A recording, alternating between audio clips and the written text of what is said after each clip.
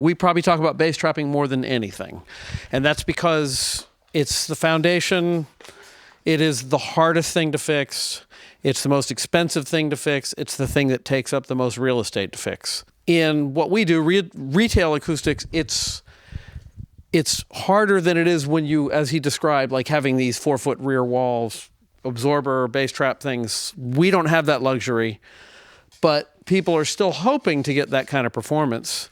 So to us, we have, figured out ways that we can kind of give people a performance that is, as good as it can be. And arguably, in most cases, we can get incredibly good sounding rooms, very professional rooms with stuff that you can put in a box, which is cool. But ultimately, nothing is more important at all. Like John said, with the high frequency stuff, that stuff's pretty easy. With the very high stuff, you can put a towel on the wall and you have made a change. But that doesn't mean you're going to be able to mix in that room. You have to get the bass right to be able to mix in the room. It was kind of like what James said. We've all encountered that where you're mixing a song and like certain notes just jump out on a bass track. Those are the modes. That's the resonances. All rooms have disproportionately more energy in the bass than everything else. They all do. As they get bigger, the relationship gets much more balanced, which is why, studios like to have big rooms, especially, in tracking rooms, it's important because you can have a nice neutral space, still have some ambience, but like, as you guys have if you've done anything in this room, you can put a mic in front of something and it kind of just sounds like that thing, if you're close enough. And a lot of that has to do with the fact that the room has a nice even distribution of bass frequencies. But it goes beyond that. It also has to do with, he talked a little bit about modes. Modes are resonances, plain and simple. It's more complicated than that, really, but they are resonances. Below the Schroeder frequency, they are kind of the principal resonances related to the dimensions, So just because the math is easy, like at 10 feet, one of the primary modes, or the second mode, is going to be 113 hertz. Half that, 56.5 hertz, would be the first mode, like really the lowest mode that room will comfortably support. So if you think about that, you've got dimensions front to back, axial, and left to right, also axial. Then you have tangential, which is where it kind of bounces between four surfaces, and then oblique, where it hits all 6 surfaces. All of those things are modes. They're all resonances. But the axial modes, the ones that go between the front, back, left, right, top to bottom, those are the strongest because they get the most reinforcement from just, bouncing back and forth. And that's the thing. A mode is really, you probably hear the term standing wave. You've probably all heard that. And a mode is a standing wave, is a resonance. They're all the same thing. It's just different ways of calling the same thing. And all it is like, for example, going back to that, 10-foot room, this 113 hertz, it just means that the wavelength is exactly the right size, that it just keeps hitting the wall and going back and forth, and it just keeps getting reinforced. And the worst case would be like if you have a tube, it's going to have a very defined resonance. That's like the perfect description of a modal resonance, but it still happens in rooms to a less degree. Like when you hear flutter. Same concept. It's just 2 parallel walls of stuff bouncing back and forth. Well, when you get to the bass and you have that same problem, so much harder to solve because the wavelengths are so long. Energy is so great. So because these resonances are just, they're part of every room, now we get to the thing where small rooms, as I said here, small rooms have too few modes. Okay, so if we go to this is a 10 by 12 room. This is a Room EQ Wizard, which is great software, by the way. We might talk about that a bit later. But this is like, I have speakers set in the room with the listening position, and this shows me what modes are natural to the size of this room, right? Now notice, this is 47, 48 hertz. The red ones are the front to back, this 12 foot length. So I've only got 4 modes, right, below 200 hertz. With the green are the, this way, right? So we've only got 3 modes. Same thing, ceiling is the blue ones, so we've only got 2 modes vertically. But you notice how wide it is. So the problem with them being wide is exactly what I was talking about. Someone hits a note that corresponds with one of those modes bang, it's off the charts. They go to the next note that's like, say, right in between these, has like much less energy, and you're trying to make a decision about a mix, and it keeps going, oh no, that bass is too loud. It's like, oh, I better fix that. And you get out to Dave's van, and it's like, oh yeah, where's the bass? Like that one note, it just keeps disappearing on me. What's going on? Well, that's the room fighting you. So in small rooms, we have this problem. Okay, so we go up to a slightly larger room, 15 by 19 by 9, actually a pretty good sized room. And you notice there are more modes, and there's more modes per octave. So now we're starting to get to the point where whatever note we're going to play, we're getting a little bit more support from the room, and it's going to be a lot more even. And then as you see, you get to a very large room, 19 by 24 by 10, a lot more modes, and they're spaced more tightly. So now we're covering more notes. So there's almost nothing that we could play that's going to fall so far outside one of these modes that it's not somehow more balanced with the rest of them. Maybe we get down here, below 40 hertz, there's going to be some holes, but that's pretty common. It takes giant control rooms like this to get around stuff like that. And again, because we have this disproportionate amount of bass in a room, we're fighting this, which is like skewing the whole thing. So the high frequencies are here, but the bass is just naturally like this. So bass traps are how we try to fight that. It's hard to do. As I said, it takes up a lot of real estate. They're generally expensive, although ours are not so bad. But there's a couple different ways of doing it. The most common and the most basic way to do it is what we call a velocity trap or a porous absorber, which is basically just a big hunk of insulation. It could be foam, but foam generally doesn't have the size and the density and the volume to control the low frequencies the way we need to. So that is the most common type. They don't really have a frequency cutoff or a frequency range aside from the low frequency that they will absorb. So the thicker that absorber is, the lower the frequency it will absorb. Hence the 4-foot rear wall bass trap. It's like, we're trying to treat down as low as we possibly can, and we're going to devote, just loads and loads of absorption to get as far down. When it comes to something that we can stuff in a box and send to you, there are limitations, obviously, but this is like all of our favorite thing is this right here is the soffit trap. It's a 17-inch square. They're almost 4 feet tall. Those things will absorb down to 40 hertz. No matter what, we see data all the time of just how well it works. And as you get more of them, kind of getting back to James' thing about coverage area, as you get more of them, sometimes they go lower than that. You need a lot, but they go lower and lower. And again, the larger the better. That's why we love the soffits. They're big, and when people are like, yeah, they're expensive, and it's like, well, it kind of depends. There is the budget limitation, there's the space limitation. All of that is important, and we have other ways to deal with the bass that are maybe not as large and not as expensive. But ultimately, all we're trying to do, the battle, so to speak, is that we just want to try and get your bass right, because when we get the bass right, the rest of the room is going to be really easy to mix in, and that's ultimately all we want, The tri-trap, which is a triangular one, extremely popular, because they don't stick out from the corner as much. They're a little cheaper. Aesthetically, most people prefer them because they're not sticking out in the corner, but it's like taking a soffit trap and just slicing it right down, the middle, right? So naturally, it's not going to reach as low. It has a little bit less surface area. Beyond that, we can go down to panels like our monster traps or our 244s, which are just, it's a 4-inch absorber, it's a 6-inch absorber that we mount, straddle mount across a corner at a 45-degree angle. The thicker that is, it's no different. The thicker that is, the better it's going to work. You're leveraging a little bit of performance by the fact that there's an air gap behind the panel. An air gap can be kind of a multiplier of sorts in that, if you take an absorber and you put it right on the wall, it's going to do one thing. You pull it a little bit away from the wall, it's going to work a little bit better because that's a velocity trap, meaning it works better when that absorption goes to the point where there's movement in the wave. When it hits the wall, there's no more movement in the wave. Pressure goes all the way up. Velocity is at 0, and then it turns around and goes back in the other direction. So if you pull it away a little bit, so now we've just used distance to get better performance out of something, and it cost us nothing, aside from a little space in the room. But even that, and that's another forum thing, is that, people always talk about, well, air gaps, this and that, and it's like, as with everything, especially in acoustics, there is a point where the air gap is like, it's like, well, if the air gap is good, well, I mean, shouldn't we just like set them out here in the middle of the floor?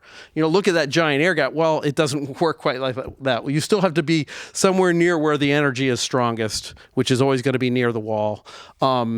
People will say that, putting stuff in the corner, of course, we hear all kinds of things. Well, that's really not the best place to put it. And it's like, well, it is. It's absolutely the best place to put it. It's the best place to start because all of that base energy, we always say we're going to the corners, right? Well, that's because all the base energy, which is bouncing back and forth between all these things, it's funneling to that common area, which is common to all of these surfaces.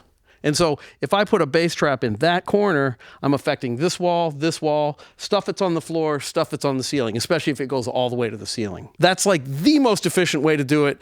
When people are just getting started, we deal with their reflections and we deal with the corners. And it's a really great way to just get you started down the path because it's like such an immediate improvement.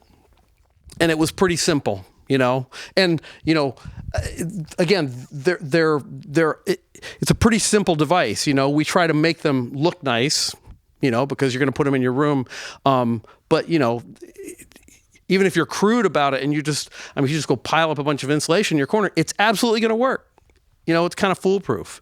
Now, there's another type of bass trap called a pressure trap. Remember, I talked about how, we had velocity and then it hits the wall and it stops. Now we got pressure. Well, a pressure trap works on that energy when the pressure is up and the velocity is down. They're incredibly effective when implemented properly. Difficulty is that implementing properly just takes a little more knowledge and a little more testing and a little more specificity to use them right. I have a situation with my room.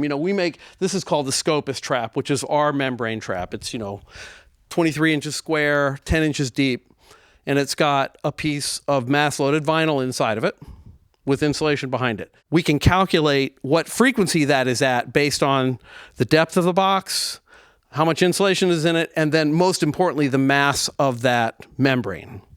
So we can tune them anywhere from 100 hertz down to 40 hertz. I bought some that were returned to the factory, and I just thought I wanted to try them in my room because I didn't have a whole lot of experience with velocity traps. They're very hard to build, and you got to get things right. Well, put them in the room where I knew all the base energy was, and it's like, yeah, this should be great. And I put them in and I measured it, and there was no change. It's like, okay, something's not right here. Now granted, I'm sitting in a living room, and it opens up to a kitchen and there's a hallway. So it's not like I'm in a concrete box with very known specific dimensions. Windows, doors, all these things change. That modal distribution that I showed you, it just kind of goes out the window once you add all these other elements. Because a modal plot, like that, the one that I showed you, there's some online, and they're great because they give you an idea of what your modal frequencies will be, but you can't trust them 100% because of that. You're not in a concrete bunker.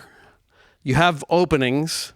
There's all these variables that are going to change that. So here I am, Mr. Genius Acoustics guy in my living room, putting them where I think they're supposed to go, and I get nothing. Decided to just do some experimentation, had my son sit at the desk, played some music. I was moving him around, and I hit a spot, and he was just like, whoa, stop right there. And it's like, okay. And it was remarkable what it did because I did have a bit of a decay problem around 45 hertz.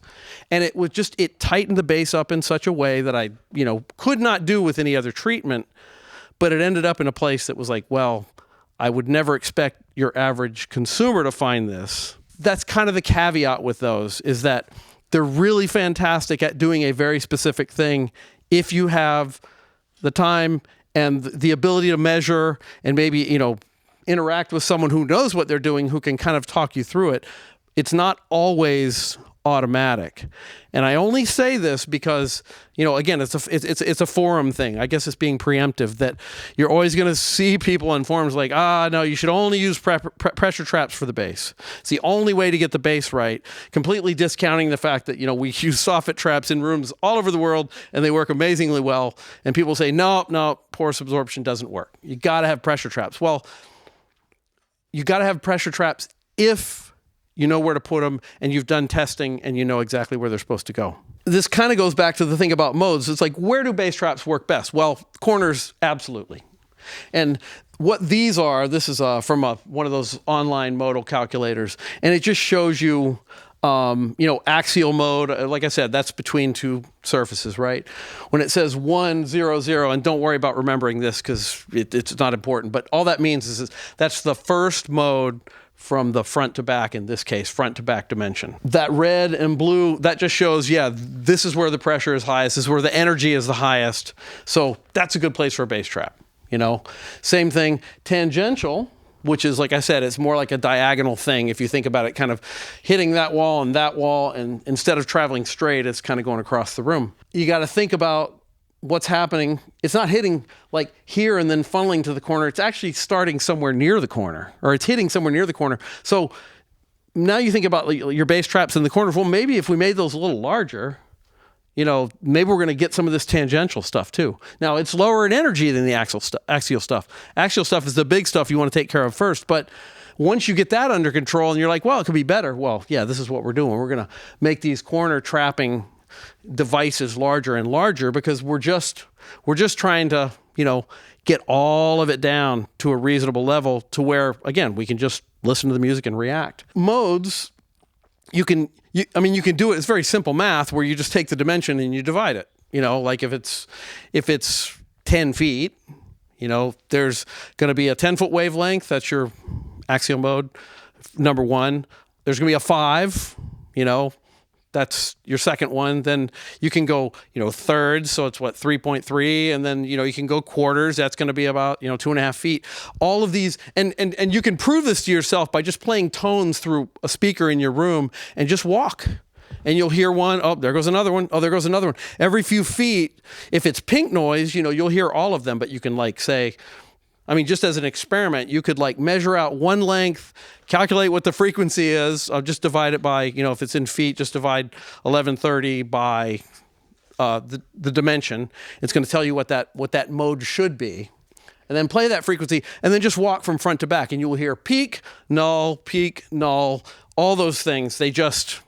It's so obvious. And then maybe start walking left to right. You're going to hear changes. It's just, so all of those changes, all of these places that we can put bass traps, the more of those that we do, the less those changes are so audible to us. The sound is not going to be the same everywhere in your room. It's just not possible, until you have the real estate to devote to it. So when we get into smaller rooms, our main goal is that we just want it to sound good at the mix position because that's where all the decisions are made. If you have clients on the, the rear sitting on the couch, well, then that would be next because most likely while you're working, those people are back there judging you the whole time, and going, geez, the bass is out of control back here because they're sitting where all the bass is, it's all speakers point at the back wall. So that's kind of a really important thing. And that's another reason in giant control rooms why there's so much trapping on the rear wall because there's almost always a client couch back there. And you do have to make it pleasant for them because they are literally reacting to the work you're doing there. It's really important. Nonetheless, the idea is that the more of these problems that we solve with bass trapping, the better the room keeps getting. And getting back to the thing about the spectrogram and frequency response, people will look at the frequency response and maybe they add new treatment and they're like, the frequency response didn't really change much. That's where we're like, let's look at the spectrogram, let's look at the waterfall, let's look at time because there's always a change. It's just as you get closer and closer to this full treatment, the changes start to become pretty small, but audibly, they're pretty dramatic. You all know, mixing is hard. It's especially hard when you just can't hear it. That's why people go to headphones and stuff like that. But it's a different thing. When you can get your room to the point that you don't have to check your work somewhere else, that's how it's supposed to be. I haven't checked anything in my car in 10 years because I have a good room. Ultimately, you just want to be able to sit there, listen, react, make your decision, and move on to the next thing. So it ends up kind of saving you time and money. That's the good part, right? How much bass trapping is required to achieve what I was talking about? Well, as I'm quoting Paul, all of it. How much can you fit? There's no such thing as too much. People will say, oh, I don't know, man, I think they overtrap the room. It's like, no, it's literally it's not possible. People will put their speakers in the room and they'll, set them a couple feet away from the wall because that's what the speaker manufacturer said to do. And they go, man, I don't have any bass in here. I think we have too many bass traps. And it's like, Why don't you push your speakers like really close to the wall? Oh, well, the manufacturer said, that's cool. Just push them close to the wall and move your desk forward a little bit and call me back. And they're like, oh, yeah, the bass is like right there. It sounds really cool. It's like there's always some other problem. It's never because you have too much bass trapping. Period. So, of course, speaker position, listening position, all of that stuff is super important, and it's not easy, especially in small rooms where you kind of got one spot that's going to be relatively balanced. It's rare, but we get rooms from people that sometimes you just have to say, man, this is just, it's never going to be good. I mean, you have to be honest, because I don't want to just sell someone a bunch of panels and then they're still in a bad room, and now they have less money and they still have a bad room. So I'm not really doing anybody a favor there. But for the most part, we can take, your typical 10 by 10, cube basically, and turn it into an environment you can work in. Is it perfect? Of course not. But is it better than it was? Yes, by a big margin. And it all comes down to bass trapping, And again, getting back to the time thing, more bass trapping makes the bass tighter and clearer, which in effect makes the rest of the system clearer and cleaner. So many times people have to make EQ decisions based on, maybe it's a clarity thing, which has nothing to do with the clarity. It's just because the bass is stepping all over everything. And if you can knock that stuff down and get it all nice into balance, then all of a sudden, sometimes you find yourself, or I find, working in a good room, you usually find yourself doing half as much stuff as you do in a bad room, because you're constantly fighting what you're hearing, and you think the solution is this compressor, this EQ, automation, whatever. The better that environment is, the faster you work and the easier it is to make a decision, shall we say. And a lot of people, they want to jump to their pressure traps, and they want to jump to their diffusers, because those are exciting, sexy things they've read on the forums and everyone says you're supposed to have in a studio. And we're like, yeah, a diffuser would be cool, but I mean, you're never going to hear it until we get the bass under control. And nobody really wants to hear that, because they really want the cool diffuser on the back wall. Our responsibility as designers is to not let them do that until they've got a room that's good enough to reveal that.